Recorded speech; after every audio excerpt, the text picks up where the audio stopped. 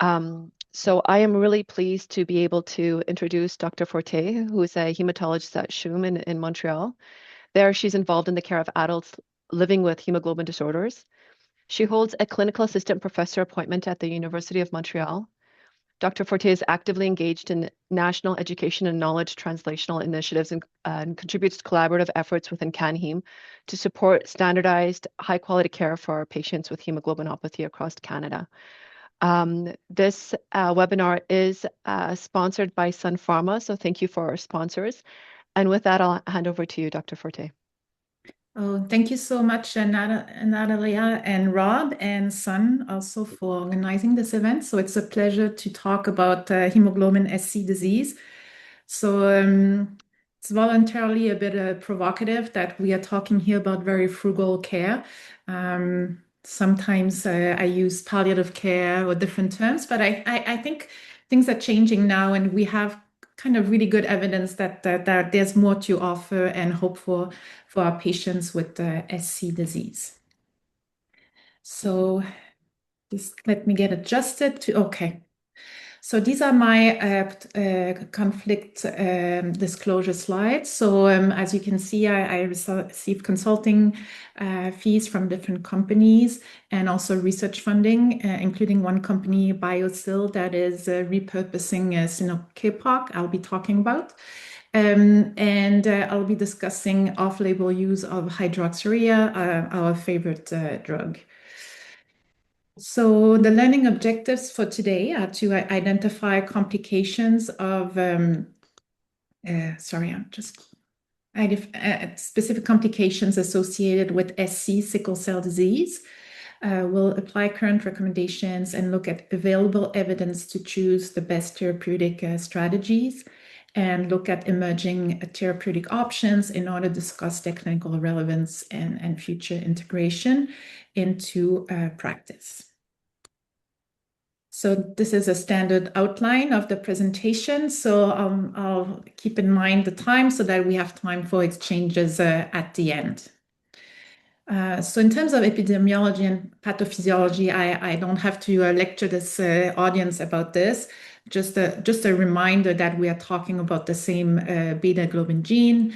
Just in the case of SC disease, it's a composite heterozygote. So one of the genes is mutated to replace glutamine with lysine, and this gives the SC composite genotype. This gets confused sometimes, especially when patients come from different countries where they were told that they are carriers of C and carriers of S, so they cannot be sick. Then we have to explain again that no, this is sickle cell disease.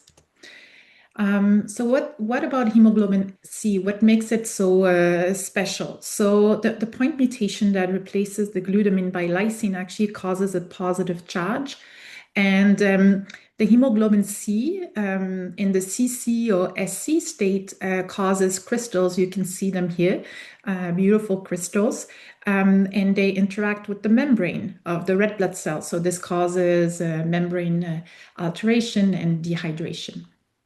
So we know about these CC carriers who have chronic ongoing hemolysis, a bit of microcytic anemia and splenomegaly, but that overall are doing pretty well. So we can see a typical blood smear here of a hemoglobin CC disease.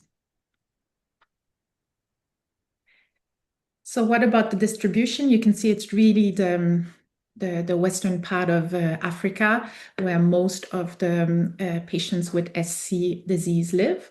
If we look at Burkina Faso, for example, 25% of the population has the carrier state.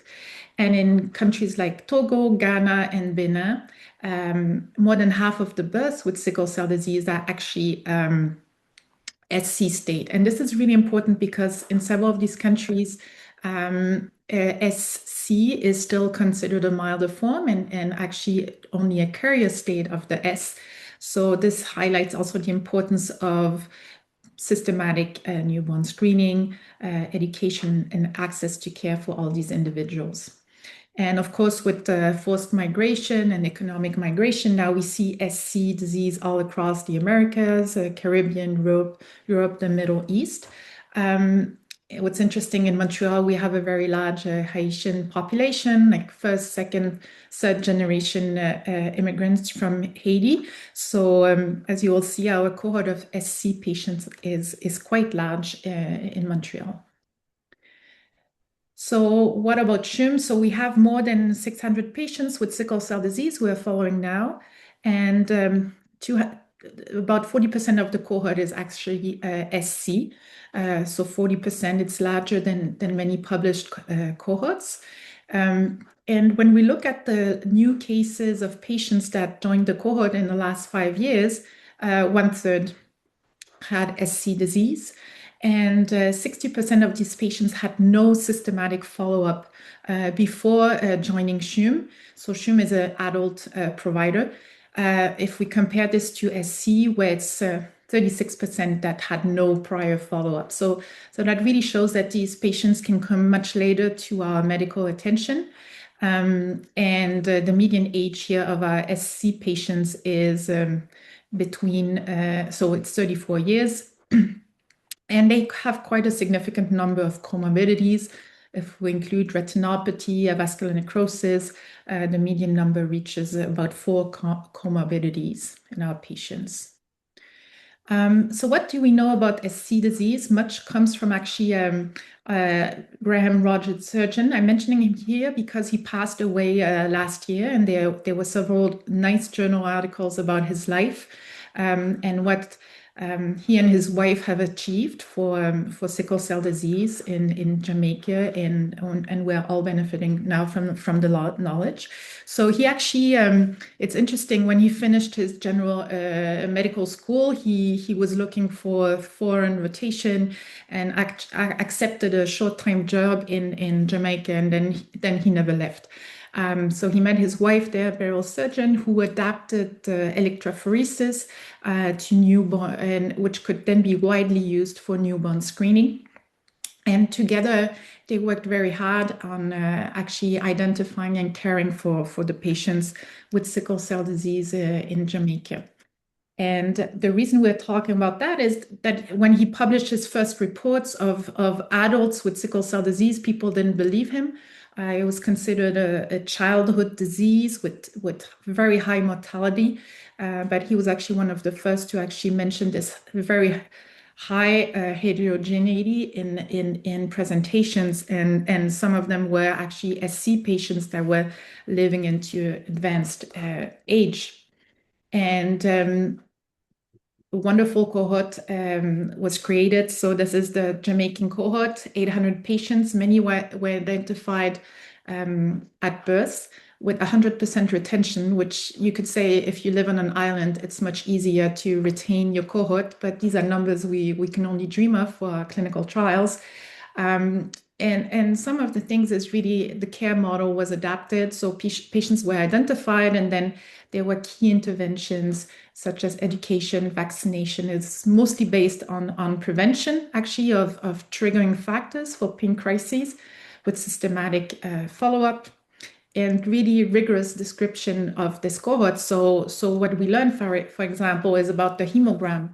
If you look at the hemoglobin level for patients here in orange with SC disease compared to SS, you could see that hemoglobin is much higher, and actually many patients would not fit the criteria for anemia at all. And this is true for men and women, as you can see. What we also learned is that mean corpuscular hemoglobin concentration is higher in SC, as you can see here. The red blood cell counts are higher as well, both in men and women. And mean corpuscular volume is lower with lower concentration, with about, a bit lower corpuscular hemoglobin. Actually, it wasn't statistically different, so it's about similar corpuscular hemoglobin. And later, researchers looked at the crystals, and you can see them here quite nicely inside the red cells, like forming in vivo.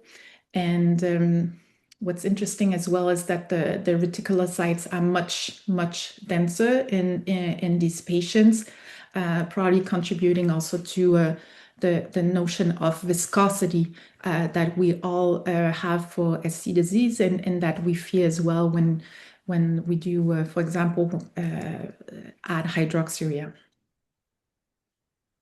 So it's very interesting that SC is actually a model for erythrocyte dehydration, and there's different mechanisms involved and therapeutic potential here.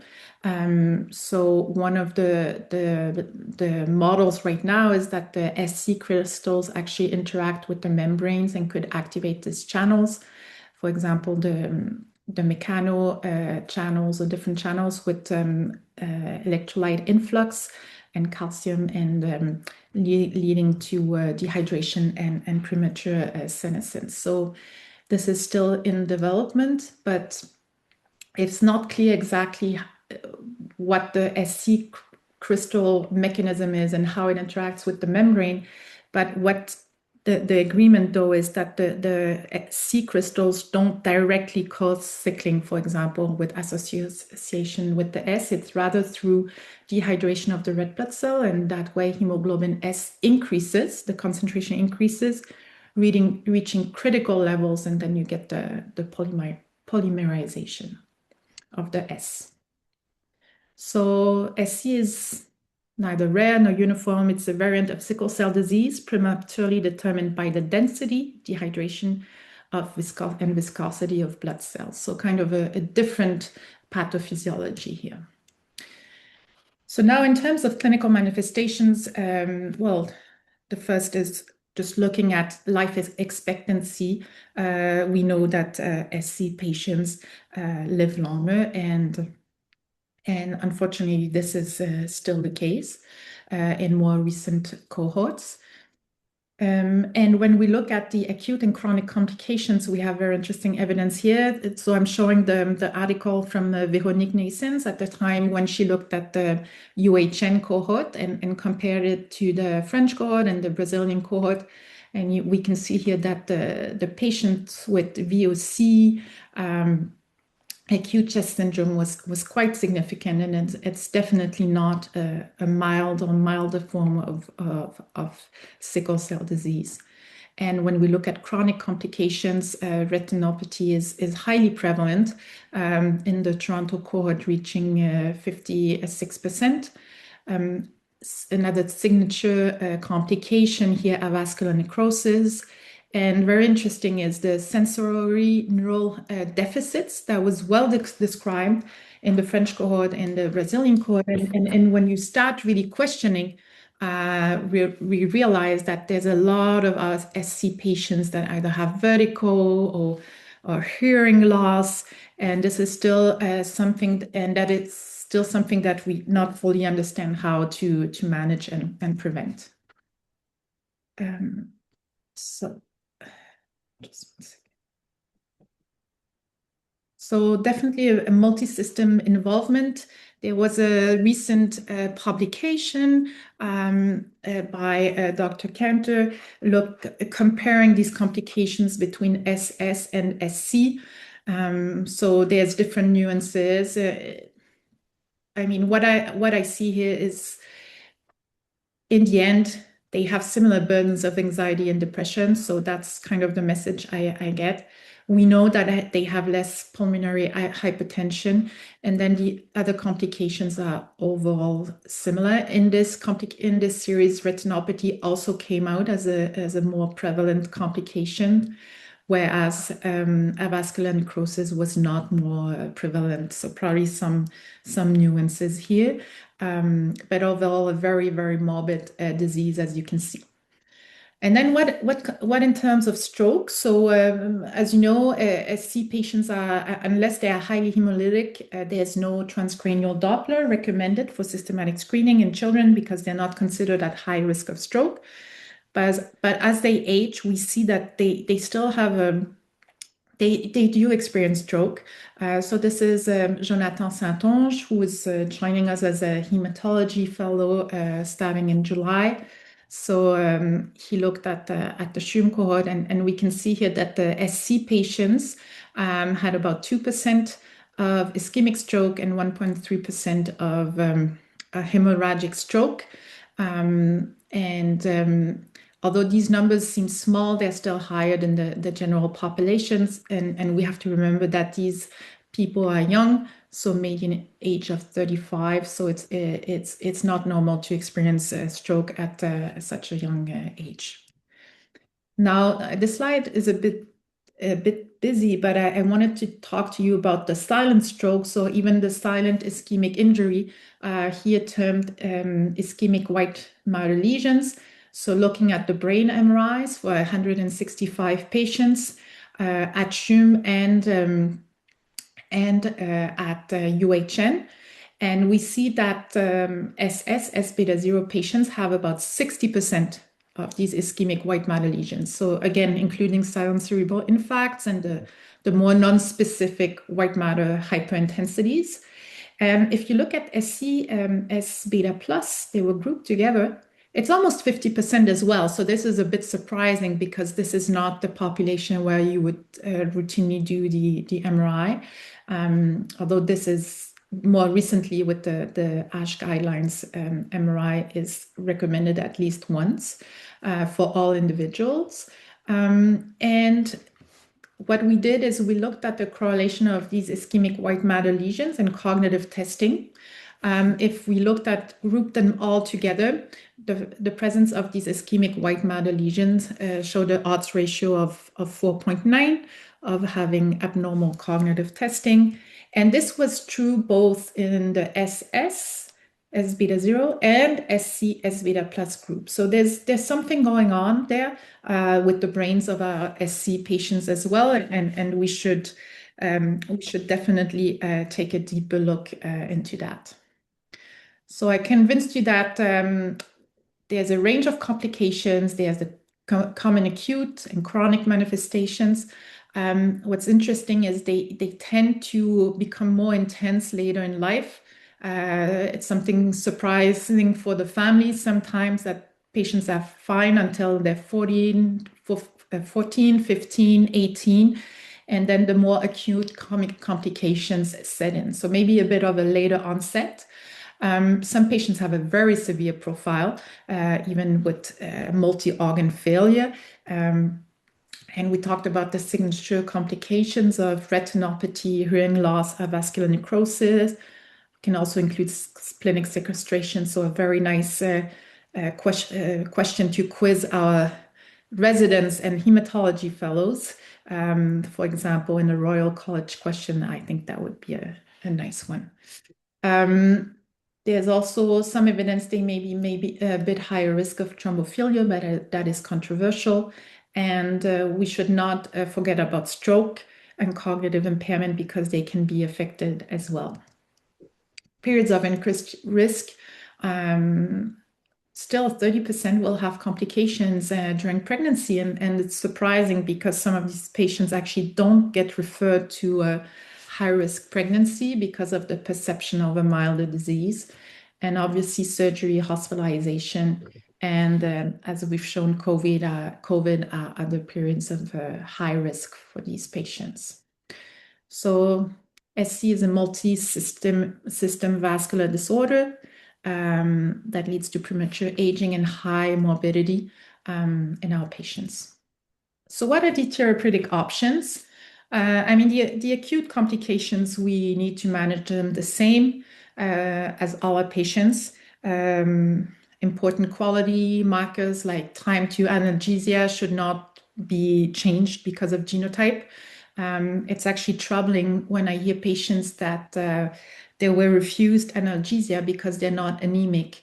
They were told it's not possible that you have sickle cell disease. Your hemoglobin is 140. So that's troubling, and there's a lot of education that needs to be done there. In terms of chronic complications, generally they're the same principles. Screening for retinopathy starts a bit earlier, but generally similar recommendations. And so there's we can't highlight enough that they also need access to multidisciplinary teams with approaches that are adapted to their risk profile, regular follow-ups, and access to specialists. So we have the recommendations we can look at.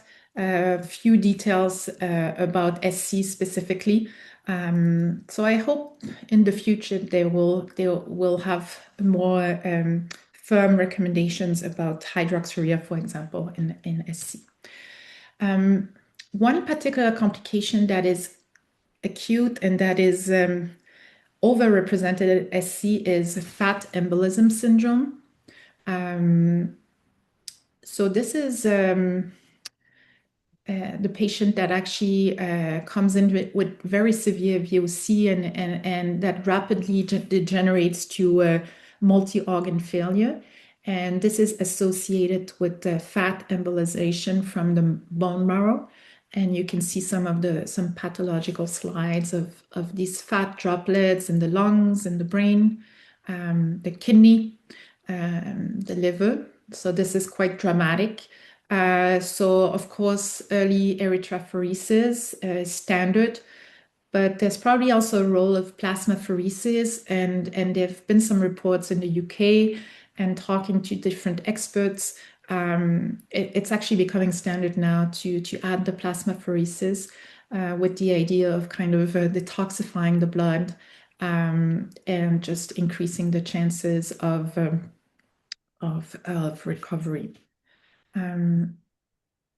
So when it comes into to prevention of acute events and chronic complications, I mean, it's almost a philosophical question, because when you talk to some of the SC patients and even some physicians and parents, I mean, there's this really question: should we treat or not treat? Are we actually harming the patients with all the medicalization of something that is considered actually even by the patients themselves as something benign or not as severe? It's a milder form. So then some of them actually don't have very little complications, and then the discussion becomes of, well, what is optimal health? Is it the absence of, I mean, it's good you're not going to the ER, it's excellent, but can we do better? The same way, if you had diabetes, I would be very happy that you're not in the emergency room with ketoacidosis or in a coma. That's good, but we can do better to manage your blood sugar. So that's a bit how I see it, but it can come across as a bit aggressive for some patients, families. So we have to be mindful of that. We also have to remember that adding medications and blood work actually increases the burden of care. And some of the SC patients are actually quite happy to see me only once a year, and they don't want to change that. So we have to respect the autonomy. And they might have heard many different things. They may come from countries where they were told, like, there's really nothing you need to do about that.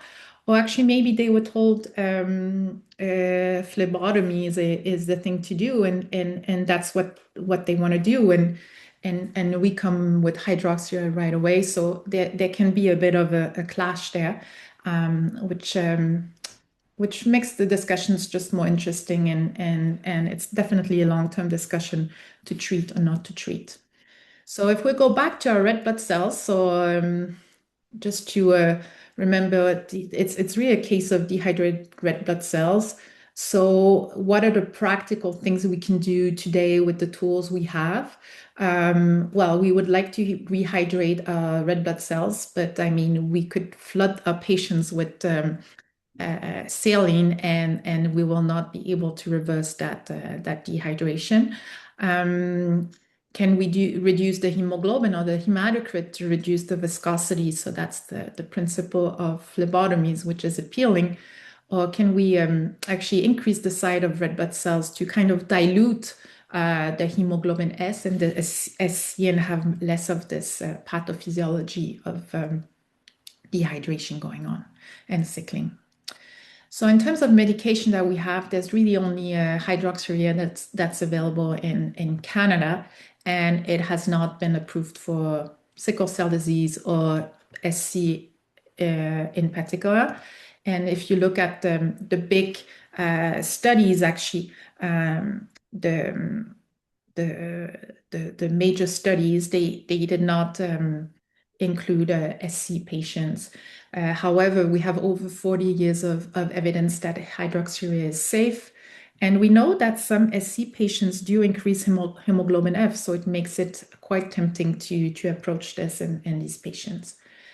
So one of the biggest fears of what is actually holding back people from systematically prescribing hydroxyurea, especially I would say in Europe, maybe less in North America, is the concept of hyperviscosity. And I think this paper, it's not 235, it's 2025. It's a very important paper by a French group, and for me that kind of resolved the fear of the hyperviscosity. So we'll move through it slowly, just so that we can absorb all this rich information. So this was actually red blood cells from patients SS or SC with or without hydroxyurea, and they were compared so between patients. So if we look at hemoglobin F, you can see that in the SC group, very few individuals actually increase hemoglobin F on the hydroxyurea. It's about 1 in 6, and we know that. So it's not something good necessarily to monitor medication or even to explain the effect of hydroxyurea. So what are the other effects of hydroxyurea in SC? So we can see here that individuals on hydroxyurea with SC don't really have a change in hemoglobin. So it's reassuring. They don't have increased hematocrit. And if we look specifically at the viscosity, there was actually a decrease in blood viscosity in individuals with SC disease on the hydroxyurea. So I'm just repeating that because I think that's the key message from this paper, is that although SC individuals have higher viscosity than SS individual, this one kind of decreases with hydroxyurea. So very reassuring. And if we look at other parameters to try to understand how hydroxyurea acts in these patients, there was no difference in the ectacytometer, in the elongation index, point of sickling, unfortunately.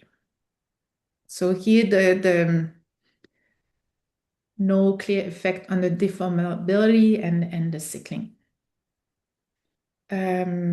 So this study included the LOCA, which is oxygen gradient ectacytometer, which looked at the point of sickling. So now there's actually work going on to see if there can be adaptations specifically for SC disease, to see if we can better understand the mechanism and understand how hydroxyurea acts on these cells. So if we summarize again, so contrasting effects on hydroxyurea depending on the genotype. If you have SS disease, hydroxyurea will be associated with increased deformability of your red blood cells, less sickling, but no effect on viscosity. And you have a strong correlation with hemoglobin F, mean corpuscular volume, and hemoglobin concentration. If you have SC disease without hydroxyurea, you have reduced, actually, I'm going to skip that. It's a lot of detail, but just emphasizing again, the key message here is that you have reduced blood viscosity with hydroxyurea. Now, this brings us back to the clinic. So hydroxyurea and SC disease, there were observational studies that were small. What really changed was our confidence in the drug is the PIVOT trial that we saw presented at ASH during plenary session. So it's a phase 2 double-blind, placebo-controlled, randomized trial evaluating hydroxyurea in population in Ghana, both children and adults, so from 5 to 50 years, 240 individuals. And it was designed as a safety study, and clinical efficacy was a secondary outcome. So safety, there were some cytopenias, and we'll dig more into cytopenias in our real world study. But the number here to remember is that there was a reduction in vaso-occlusive crises, so close to 60% overall. And some individuals still increased hemoglobin F. So overall, there were dose-limiting toxicities that were manageable, mostly grade 2. And there was a strong signal for clinical efficacy. It was just disappointing that the study was designed as a phase 2. I think actually the researchers maybe didn't expect such a magnitude of effect, especially that individuals included in the pivot trial, they had no prerequisite for VOCs. So these were all types of individuals with SC disease. Some had prior VOCs in the last 2 years, some not. So it's interesting that there was such a magnitude of effect. So this brings us to our real-world effectiveness study and safety of hydroxyurea in adults with hemoglobin SC disease that we presented at ASH last year. So I really must congratulate our pharmacy residents, so Alice Girard, Lauriane Charette, Melissa Auchin, Laurence Bozek, and Zakaria Bouyadjera. They did fantastic work actually during their masters in pharmacy, and they really deserve all the credit for this beautiful study. So you know the background, hydroxyurea is not routinely recommended in SC disease due to limited evidence, and there are some concerns about potential hyperviscosities. And most studies focused on children, and the recent pivot trial was conducted in Africa, and we wanted to look at real world evidence. And what's particular about our study is that we also included individuals with hemoglobin over 105 grams per liter. So actually everyone was included, whereas these patients were excluded from the pivotal trial because of fear of hyperviscosity. So the objectives of the study, the primary was to evaluate HU effectiveness in reducing annual VOC composite frequency. So VOCC was defined as your typical vaso-occlusive crisis, but also acute chest syndrome, priapism, and splenic hepatic sequestration. So this is in line with most current trials in interventional studies with sickle cell disease. And secondary objectives were to assess the safety and acceptability of HU in real world practice. And so we'll look into that.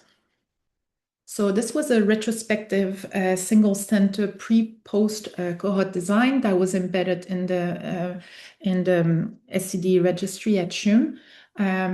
So it's standard practice at CHUM for over 10 years actually to offer hydroxyurea to all patients with SC disease, the standard dosing. The patients were looked at retrospectively in the database. And here's how the observation period was defined. So for an individual, they had to be a time period of 12 months prior to hydroxyurea introduction. Then there's a period of 4 months, which is not a washout period. We should rather call it the ramp-up period where hydroxyurea is introduced and adjusted, and then the observation period that had to be at least 12 months. So for the safety part of the study, patients were safety issues were looked at right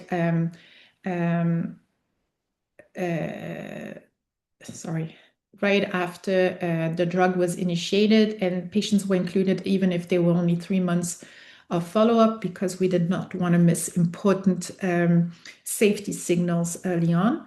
But for the effectiveness part of the study, they had to be at least 12 months on the drug. And the primary analysis for each patient pre versus post annual VOC. We performed a sensitivity analysis per protocol in adherent patients. And there was sub-analysis group done for age, sex, G6PD, and alpha thalassemia status. So we estimated that 75 patients would be enough to detect a 60% VOCC reduction, so consistent with the PIVOT trial. So inclusions were very broad. We wanted to be a pragmatic, like real-world effectiveness study. So all adults with confirmed SC disease, new HU prescription between 2010 and 2025, at least 3 follow-up visits at CHUM, and for the efficacy, at least cohort, at least 12 months documented pre and post HU period. For the exclusions, if the patients had concomitant disease-modifying therapies, they were excluded. Pregnancy, HU was usually discontinued and not recommended at that time, so they were not included. And patients on ongoing transfusions programs were only looked at for the safety analysis because it's standard at our institution to add hydroxyurea to erythrophoresis.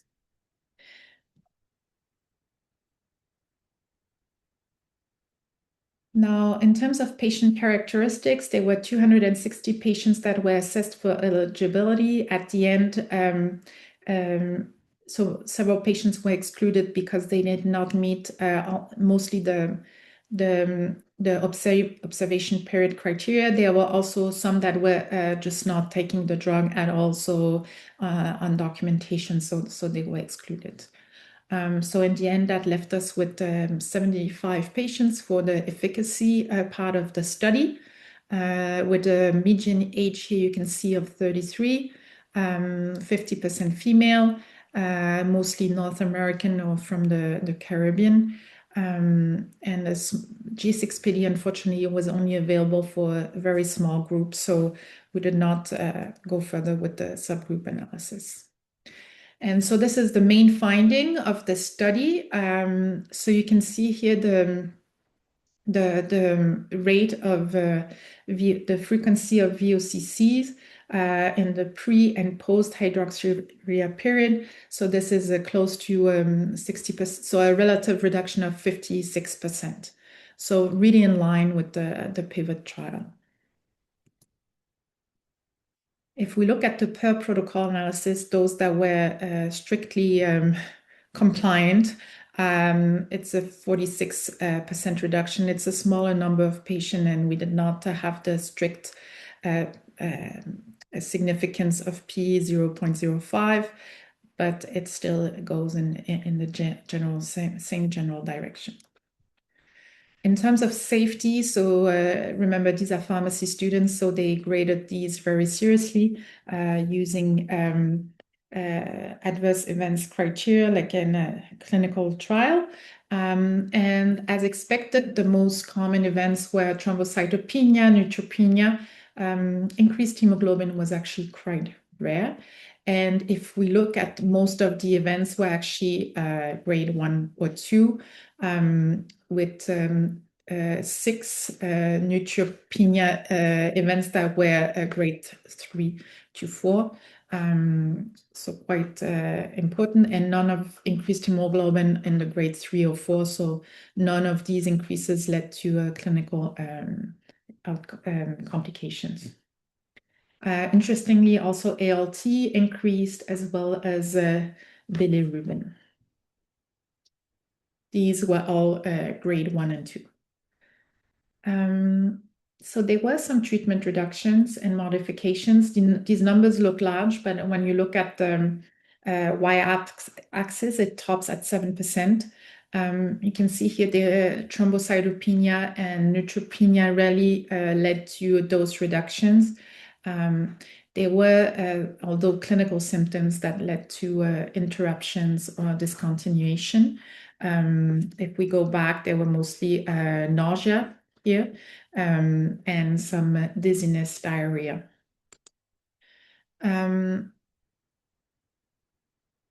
And after during the 12 months follow-up period, there were some reductions of the dose for leukopenia, thrombocytopenia as expected, neutropenia, and some interactions for symptoms as well.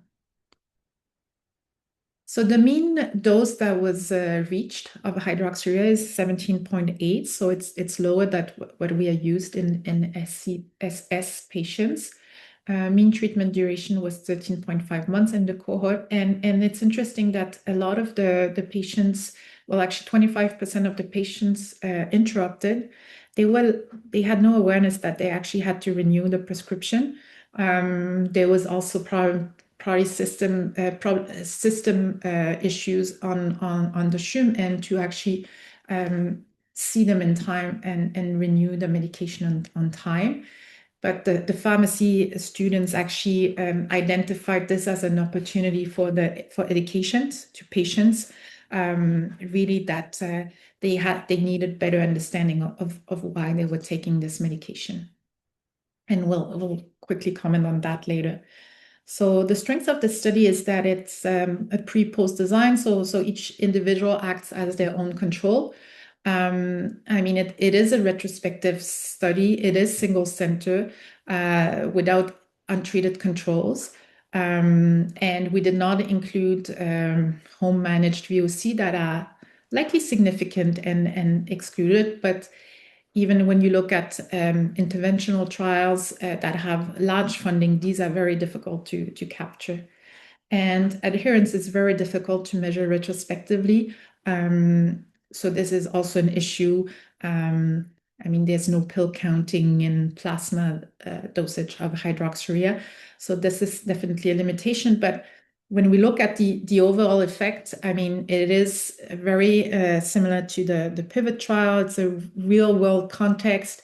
There was no limitations in terms of hemoglobin, and there were no safety signals of hyperviscosity.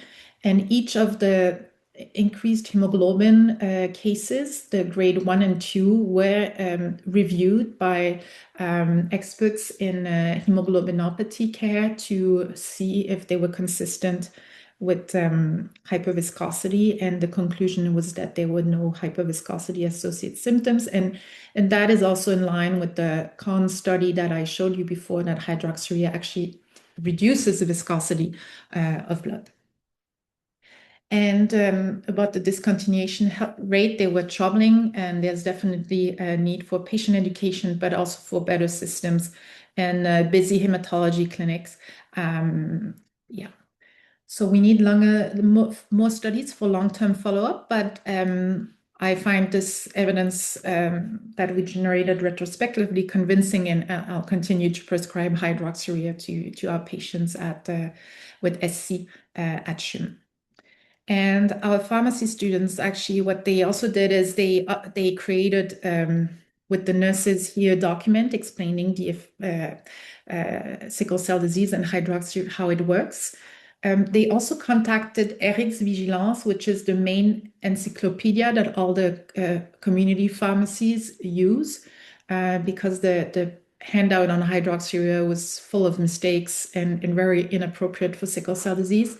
So they actually created one that's specific for sickle cell disease, and they created a video as well to educate our patients. So really congratulations to them.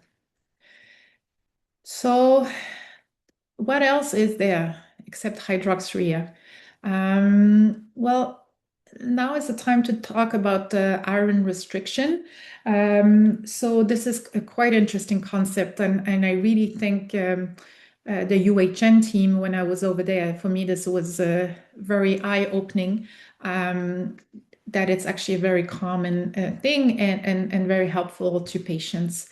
So how does this work? I mean, it's a bit paradoxical that we have our patients that can be quite anemic, and we want to make them even more anemic by phlebotomizing them.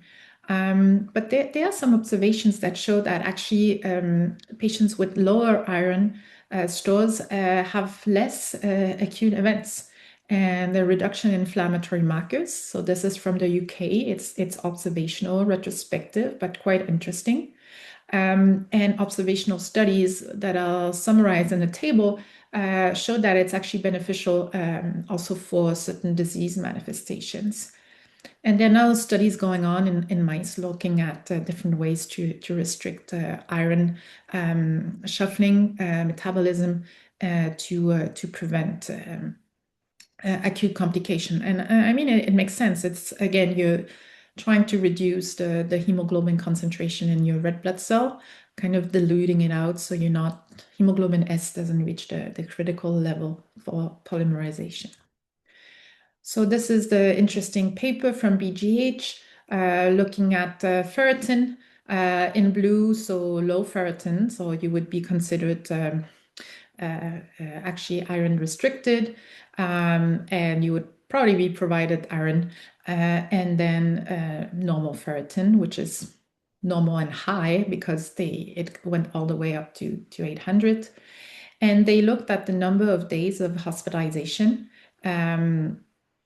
and they were actually lower in patients with lower ferritin and less admissions as well. So they made sure to actually try to look at these outside of the acute events, but you might worry also if there was not a kind of contamination by the acute events.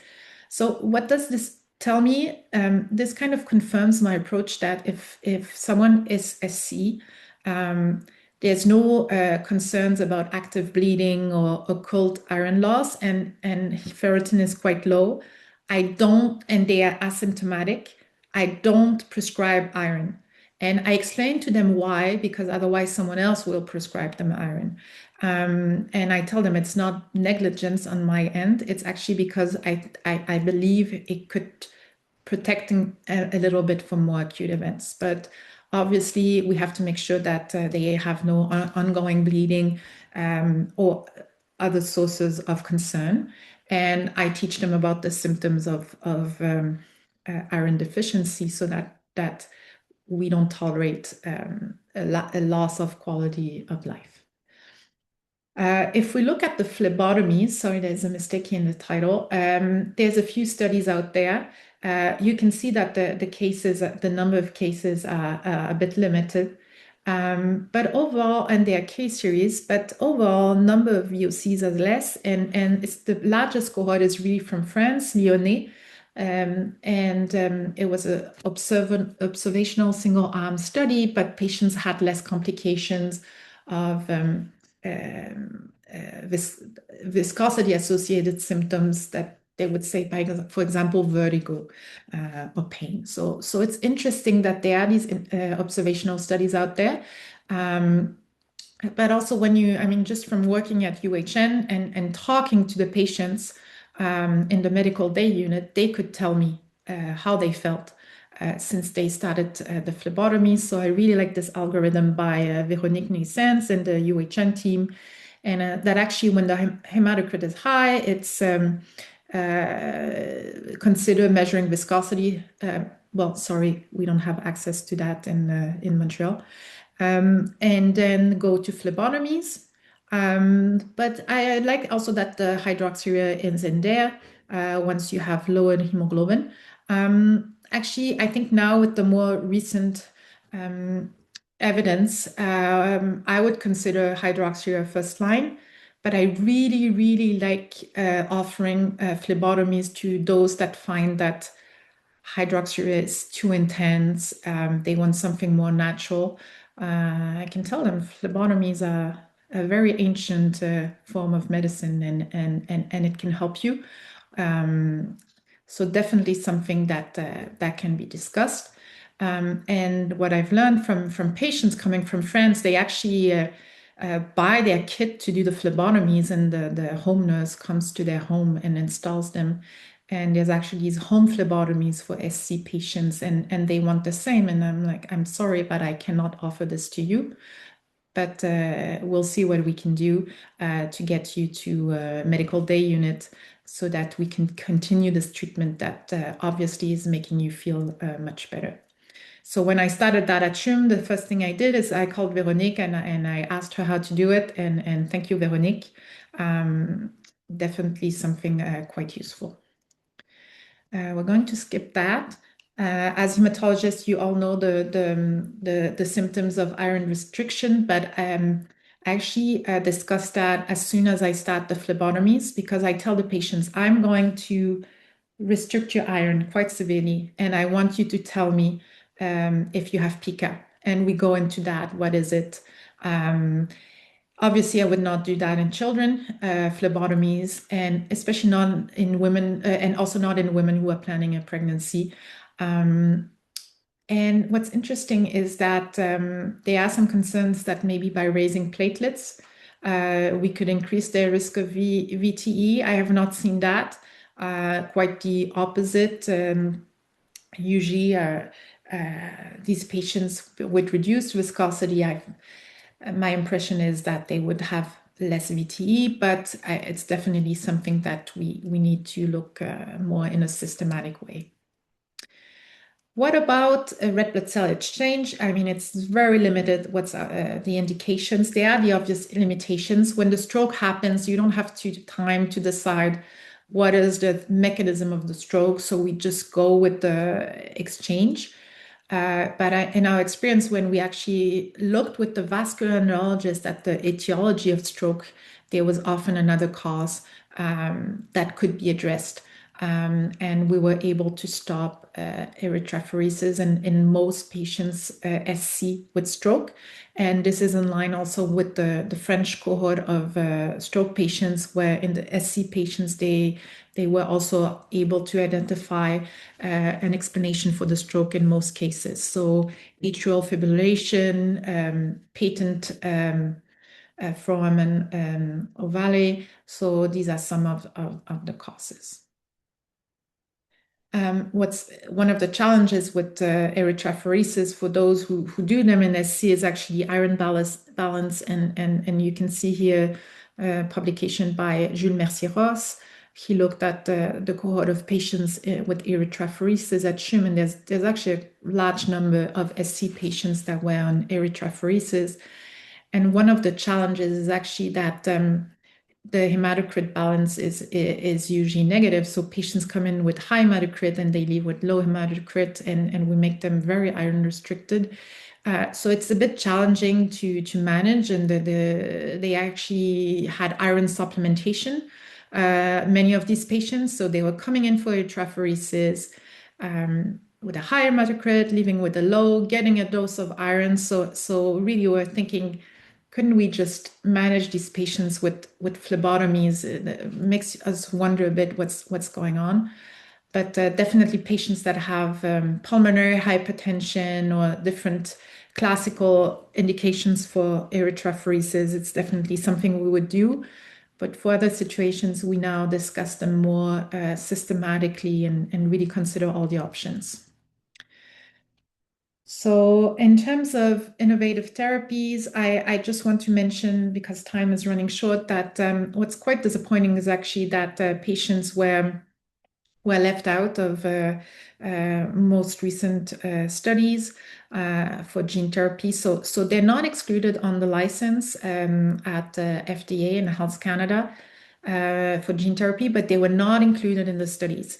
And when you look at the registries for allogenic transplant, they represent less than 1%. So is it because the disease is perceived less severe, or simply because they were excluded for other reasons? That's quite quite a phenomenon. And there was actually a paper in Blood, an editorial commenting about that. It's time for more inclusion.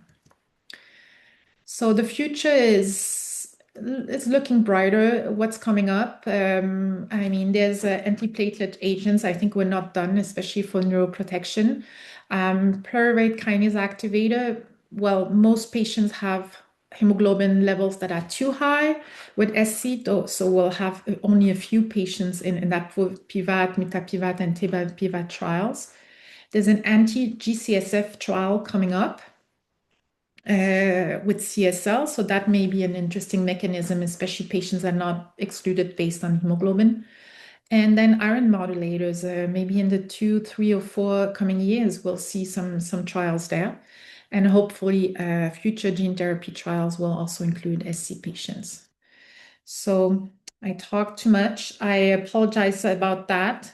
This is my conclusion slide. So we're all convinced that SC is not benign, it's not rare, it's not a mild form. It's simply a different type of sickle cell disease, and it deserves the same scientific rigor in trial design. And we need better treatments. But hydroxyurea is an option, and I feel very confident about recommending it. I think we have good evidence now. And phlebotomies and iron restrictions are a second line that can be considered for certain patients. And we definitely need more trials for our patients. So this is kind of a general algorithm that I'm happy to share. I hope that leaves a bit of time for questions. So I'll stop sharing the screen here. Thank you very much, Stéphanie. That was a great presentation, a lot of food for thought there. I will open it up to questions. There is a question in the chat, which I will read out. If hydroxyurea and hemoglobin SC is mainly helpful in managing viscosity, is there a role for HU in those patients who already have a lower baseline hemoglobin, i.e. less than 110 and a normal hematocrit?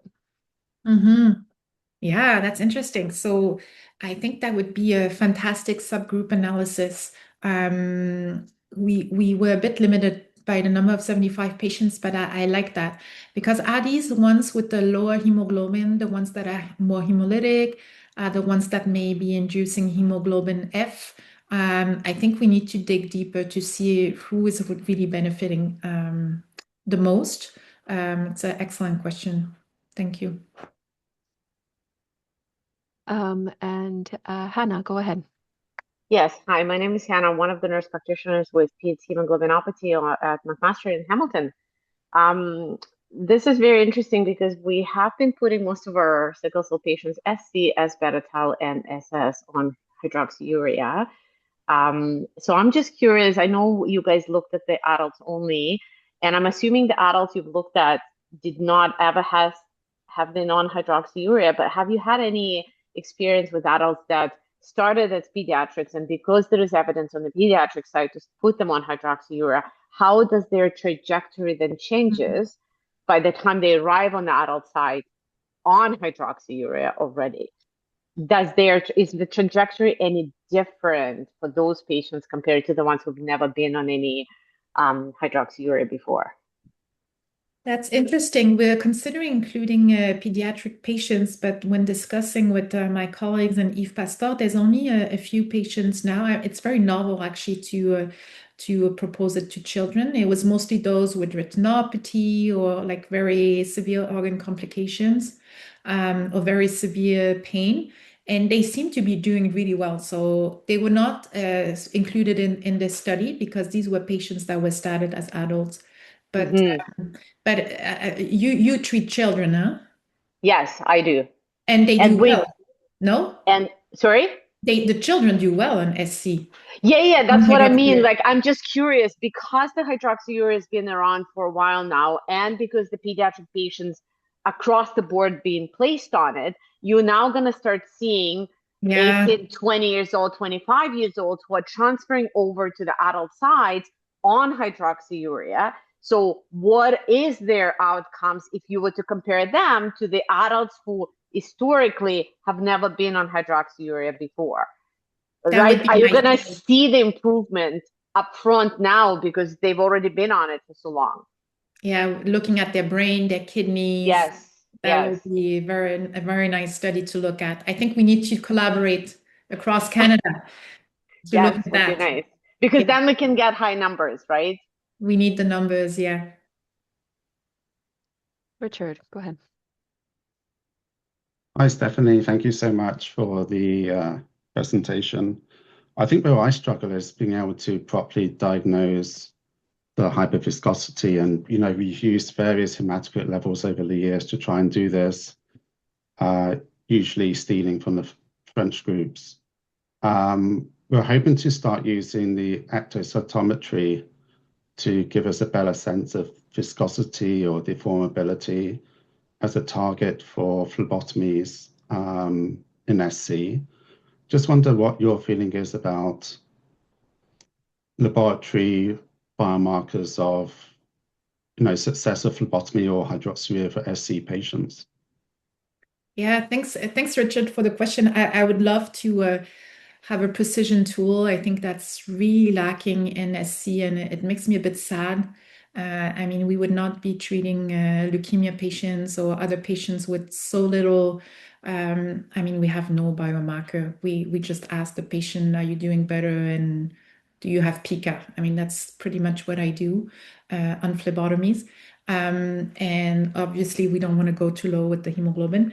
I think the ectacytometry method is still in development, but I feel like this is going to be our hemoglobin F in SC. The only thing, when you look at the elongation index, point of sickling, it does not change. So I think they need to find the right parameters in the ectacytometer, and I would love to have that both to guide phlebotomies, but also to guide hydroxyurea. Because when do we know? I mean, we don't have hemoglobin F, so I mean, we go for symptoms, but definitely I would